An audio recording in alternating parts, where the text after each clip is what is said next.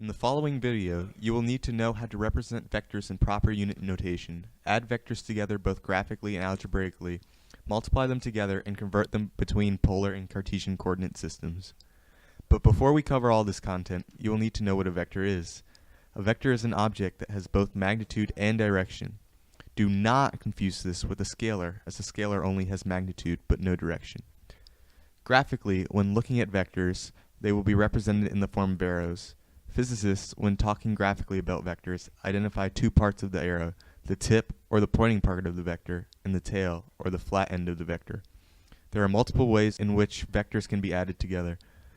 The first method in which one can add two vectors is the tip-to-tail method, where you first have to place the tip of, let's say, vector A on the tail of vector B, and the resulting distance between the tail of vector A and the tip of vector B will be the resultant vector. Another method in which vectors can be added together is the parallelogram method. To perform this method, you will need to place the tail of vector A on the tail of vector B, and draw two more lines to form a parallelogram. The sum of the two vectors will be the diagonal that forms in the parallelogram between the two tails of the vector and the opposite end of the parallelogram. Mathematically, unit vectors will be used to represent all vectors and are represented by the symbols I, J, and K. All of these unit vectors have a magnitude of 1 and branch off in the x, y, and z directions respectively. These unit vectors will usually be multiplied by constants to represent the true magnitudes of the vector. A two-dimensional vector in unit notation will usually look like the following. A equals A subscript x, I, plus A subscript y, j, where A is the vector, A subscript x is the magnitude x of the vector, and A subscript y is the magnitude y of the vector. To add two vectors together mathematically, one must add together the like terms in the two different vectors to find the resultant vector. For example, in the following question, what is vector A plus vector B when vector A equals 8i minus 5j and vector B equals negative 3i minus 2j? To solve this, one needs to add the I terms and the j terms separately to find the final vector of A plus B. The answer to this is 5i minus 7j. To subtract the vector, one needs to think of it as adding a negative vector. Graphically, to add a negative vector, one would need to draw a vector of equal magnitude in the opposite direction. To subtract them algebraically, multiply the magnitude of the vector being subtracted by negative 1. For example, in the following problem where vector A equals I minus j and vector B equals negative I minus 6j, we are asked to find vector A minus vector B. In order to find the solution to this expression, we need to consider the problem not as subtracting a vector but as adding a negative vector. So first, we will need to multiply both terms of vector B by negative 1 to find that negative vector B equals I plus 6j. We then will need to add vector A and negative vector B to find the resultant vector is 2i plus 5j. Multiplying two vectors, however, is a completely different animal. There are two ways to multiply vectors together, cross product and dot product. When making the dot product of two vectors, the vectors are multiplied together and produce a scalar, and is algebraically represented by the equation A dot product B equals AB cosine theta. When the angle between the two vectors are smaller, the resultant dot product will be greater. For example, we will do the following. Consider the two vectors where vector A has magnitude 4 meters and theta 70 degrees, while vector B's magnitude is 5 meters and theta is 130 degrees.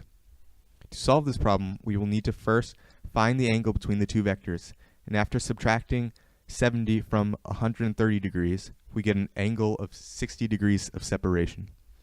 We then use the formula that we described before, A dot product with B equals AB cosine theta, to find that the cross product of these two vectors equals 5 times 4 times cosine 60 degrees, which can be simplified to 10 meters.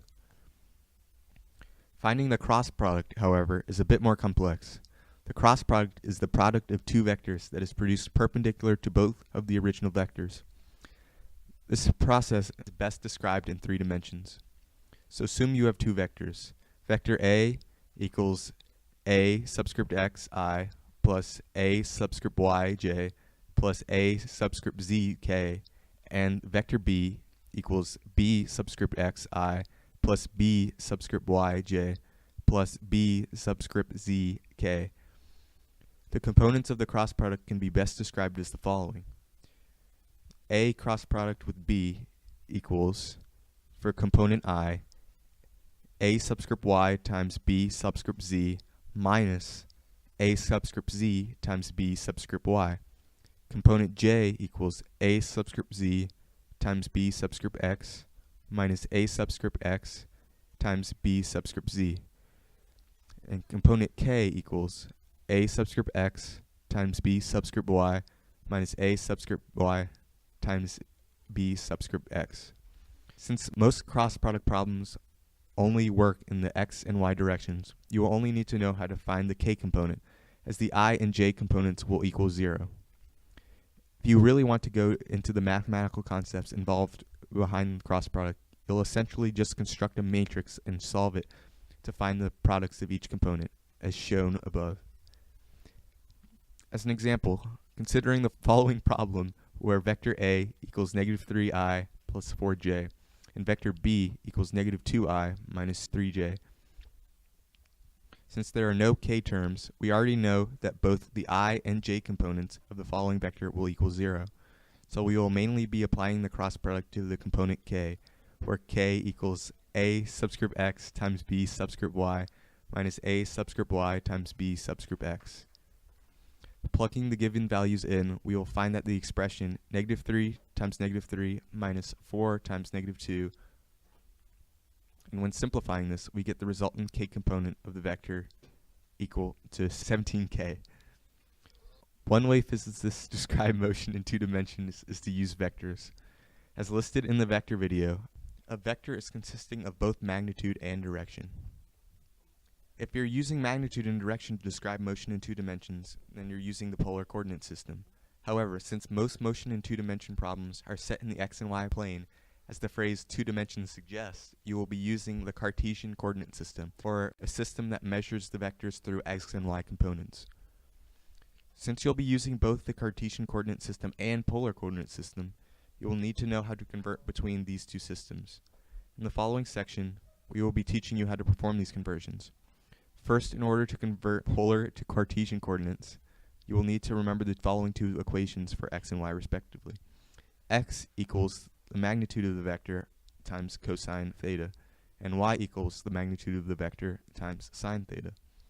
To convert from the Cartesian to polar coordinates, you will need to remember these two following equations to solve for theta and r respectively. Theta equals inverse tangent of y over x, and magnitude of the vector equals the square root of x squared plus y squared. These two equations should be relatively easy to remember, but they are crucial conversions that are regularly used in vector-related problems. Finally, to end off this video, we will be going over one more example problem. First, we will be converting from polar coordinates to Cartesian coordinates in the following equations. The polar coordinates of a certain point are r equals 4.95 centimeters and theta equals 192 degrees.